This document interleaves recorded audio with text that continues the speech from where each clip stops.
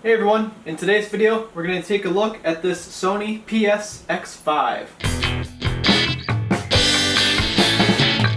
This is my personal record player. I've had it for over 10 years now, but it's been doing something kind of interesting that's driving me absolutely insane. I'll show you in a video.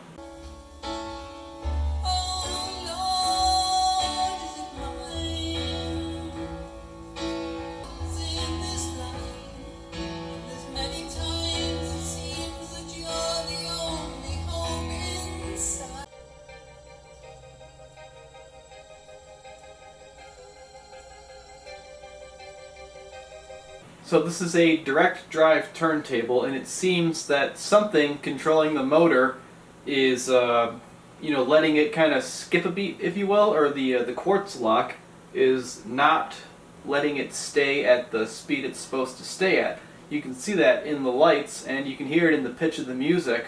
It kind of like loses power for a second or something. It's really interesting. So honestly, I don't know what the fix for this is going to be. I don't know what to expect, but my idea is that the quartz lock system uses a capacitor or two, and that capacitor charges and it allows it to maintain that same speed. And maybe one of those capacitors isn't charging the way it's supposed to, it's not holding as much charge as it's supposed to, and the quartz lock has an issue and it kind of skips or slows down for a minute. I'm going to take this thing apart, we'll look inside and see if there's anything suspicious. Alright, let's go. So first of all, let's clear all the little thingies out of here because we gotta flip this guy upside down. And then we will remove the platter because that's gonna want to simply fall out once we flip it upside down. So there's that. If you recall, this is the one where I installed the Ortofon Blue cartridge and stylus. Saw a big difference versus the AT92E, which was a much cheaper cartridge. Check out that video, I'll link it over there if you're interested in that. But now that we've got this thing cleared, let's be precarious for a second.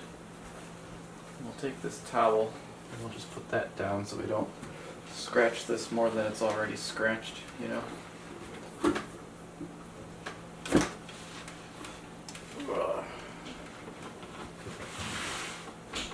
This thing might not look like it, but it's actually quite heavy.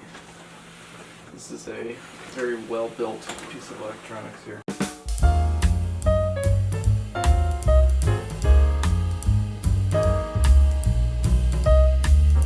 Power goes into here, all these wires go into here, and then there's wires coming out that go to this big, heavy drive motor. So I think we need to switch to the top here and go from that direction.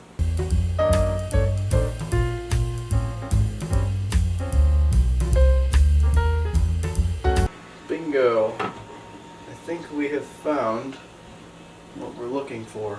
Turns out this record player is kind of complicated. I see 3 more screws here. Let's pull them and see what happens. Take a look inside of this thing. We've got quite a bit going on. We've got some integrated circuit chips. We've got big old TO220s on heat sinks. We've got adjustment pots for who the heck knows what. But there's definitely plenty of capacitors on this board. So I think what I'm going to do is I'm just going to replace all the electrolytics, see what happens, and if it works, great. If not, I'm going to have to do quite a bit of digging because this is a little bit out of my league per se. But you know, we're all learning here. I'm sure many of you watching are learning, just like me, so let's get to it.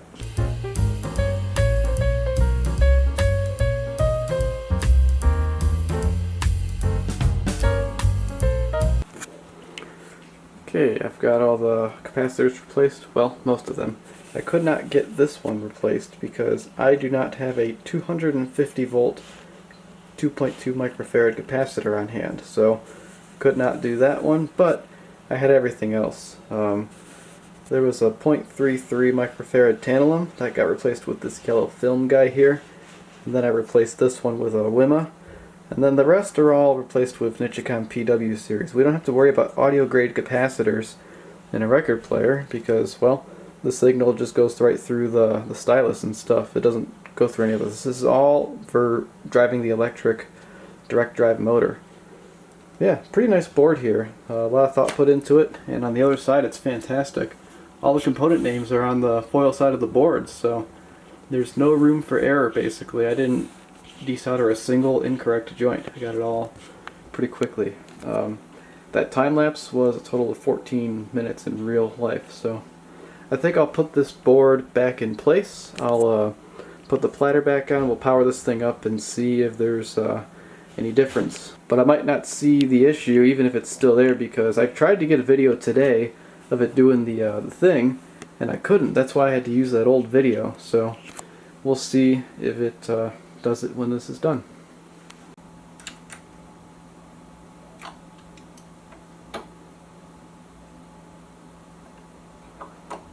Okay, now we wait. We're looking right here to see if we get any jumps in the speed. I will edit this video to a point if I see it happen. Okay, so I switched to 45 RPM because when I got this thing years and years ago, I noticed that it would do this in 45 RPM, but not necessarily 33 RPM, so I thought, I never listened to 45 RPM records, this should be just fine.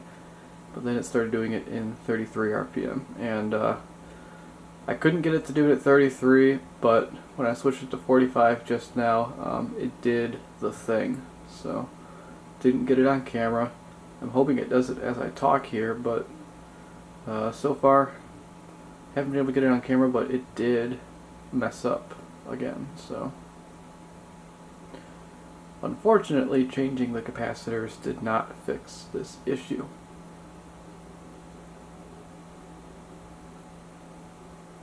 So there it was right there, pretty clearly did the thing. Replacing the capacitors did not fix the issue. So, I think it's time to get a service manual or a schematic for this thing and take a look and see if there's anything that might make sense. So I got smart and decided to open up the service manual here, where there is a good number of electrical adjustments you can make to this record player. So I'm just going to go through and check them. The first thing it wants us to do is check the 14 volt adjustment on Q101. So the service manual is pretty good, it's got pictures and stuff. So there's a variable resistor you can adjust for this reading. So it wants 14 volts here. 13.94 is quite close. I guess I will try to go for that 14. And by the way, I'm grounding to the actual ground wire that goes into your receiver on the record player, so I figure that's probably a pretty good ground, and so far it has been. Kind of tough to see what it's going to take to adjust that thing, but maybe this thing will work. Let's see if I can get it to turn. Oh yeah, that'll work. So we're in there. Measuring the emitter. Yeah, so bring it up to 14. Okay, perfect 14 volts. So that's a great start. Welcome back everyone, it's the next weekend. In looking at the schematic, I noticed that I totally missed this board back here, the power supply board. And would you look at that? Two nice big fat lytics and a little bridge rectifier situation going here. So I know this may trigger some of you, but I'm going to replace the diodes on there because, you know, why not? They're kind of important. And obviously these electrolytic capacitors, I'll get those replaced as well. So I'm going to do that real quick. Oh, and I got a 2.2 microfarad 250 volt capacitor. So there's my new parts right here. What do we got? Yep, 2.2, 250. And then these guys are 2200 microfarad. The ones in here are 25 volt. We're going to step that up to a 35 volt, and it's smaller. And then the diodes, I looked up the part number, what is it, 1N4004 is a good replacement for those. So I'm going to get to work. I'll report back when I'm done. Folks, this has been an awful experience. My question for you is, how did I get the record player to behave this way? I hope I can figure this one out. Okay, I have answers, and I have a story. So, this thing is brought back to how it was before. Still haven't fixed it yet, but let's talk about what happened here. So, like I said, after I worked on this board, I went to go turn the record player on, and there was basically nothing happening. Like this neon light wouldn't turn on, and the 14 volt feed that we adjusted earlier, it was showing like 22 volts. So I was like, ooh, that's really not good. I just kept poking around to see, what the heck was going on, and suddenly after handling a board or two, it just started working again. So I was like, okay, so at least we have light here again. But this thing, it would fight me. As you saw, I was kind of doing one of these things. Like, I couldn't do this before when it was turned on. It's not turned on now, but if I were to turn it on, it would do this. It would fight me before, as if there were conflicting polarities on the motor or something. I don't know. So the cause of the intermittent board or whatever was actually a broken solder joint. So what you see right here is my nasty little fix. What happened was when I replaced this capacitor, the trace got a little hot, or maybe I was a little aggressive here or something, I don't know, but this trace here was damaged between, the capacitor, this joint on the right, and then this joint on the left. There was no connection there, so I could actually see it when I when I moved this capacitor around on the other side. I could see the traces moving when I did that. So that was my dead giveaway. This one I have like this just because I found the original one like this. I don't know why it's like that. Just thought I'd mention that, since that's not how I'd normally do something. So yeah, I got that, but then the motor still wouldn't turn right. I was looking at the schematic here. This is actually a really good schematic that Sony has, and just looking all through here, they've got voltages written on parts, and not many of them were lining up. It was kind of bizarre. All this stuff in here was good. Your power supply is right there. This was all fine. This became all fine. But things started getting really funky right around here. What is this? That is the integrated circuit chip right there, IC1. And that is on the board right here. Basically, this thing controls the motor speed. So voltages were funky around it. Voltages were funky throughout the entire motor speed control circuit. All this, there were just a lot of zeros. So something wasn't working.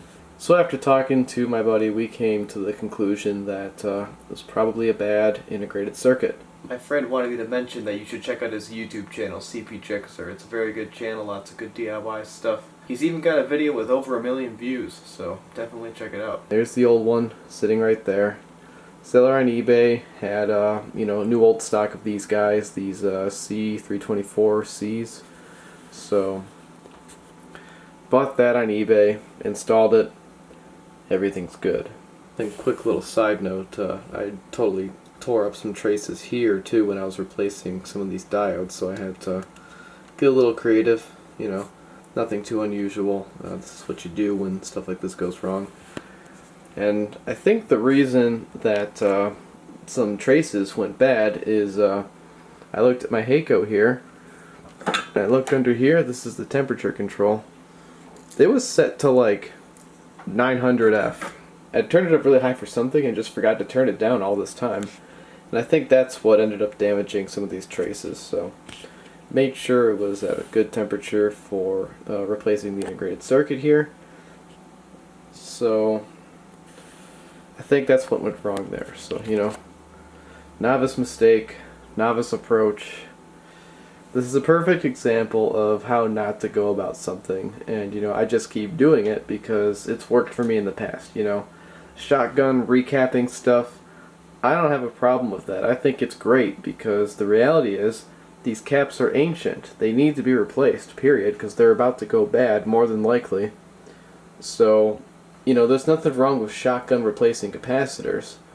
What there is something wrong with is having your Heiko turned up too high, destroying PCB traces, frying integrated circuits as a result of your PCB trace destruction, and you know, just in general not really doing too much research on what the problem might actually be. And then I read that these Sony PS-X5s, there's other Sonys in this generation, like there's an X7, there's an X4 I think. These direct drive turntables have the issue that I just described. It's pretty common, and the fix is to clean the speed control potentiometer. So let me translate that for you. I spent all this time, went through all this pain because I didn't do research early on and find out that it was really just a dirty potentiometer. So what I'm about to do is clean the speed control potentiometer, and that's probably going to fix the issues here. So briefly, what I did to clean the pots was I took this stuff. You're supposed to use fader on carbon trim pots, and I can tell these are carbon pots because if you look at them you can see that let's look at our speed control pot, for example, here. So what's going on here is you've basically got a carbon pad attached to this like piece of circuit board material, right? And you can tell because, well, it's black. The carbon track is black, and that's how you can tell. So just kind of sprayed a little bit on there, like a few drips. And then what I did is I took you know, a little tiny screwdriver, like I have in my tools videos, adjust it with that basically. And for now, since I'm not doing any true adjustments, I just kind of took a visual image in my head of like where this thing was in terms of like its turning radius, if you will, and then I turned it, you know, kind of cleaned it up like you would a pot on a like a volume control when you're using deoxit cleaning controls, and then just made sure I put it back where I found it in that visual picture I took in my head. And I did that for all of them. Like we got 4 of them right here, and then we have another one kind of buried in here that's for the 14 volt control. Alright folks, everything appears to be pretty okay right now. I don't really know how much time I want to spend standing here waiting for it to do the thing, you know, but you know, as far as I can tell, everything is totally fine. For the speed adjustment, it's said to just turn it until this is stationary. It's still just as stationary as it was before I cleaned it, so I must have done an okay job putting it back where I found it. I hope that this is the issue. I mean, we've replaced all the capacitors, we've rebuilt the power supply, we've got a brand new drive motor integrated circuit for the speed control. I really don't know what else it could be at this point, you know. There it is, folks. That's the Sony PS-X5 repair that took way longer than it should have. I hope you learned something. I hope me showing this unfortunate journey was valuable to you in some way. But, you know, at the end of the day, it appears to be fixed, and, you know, I learned stuff, you learned stuff.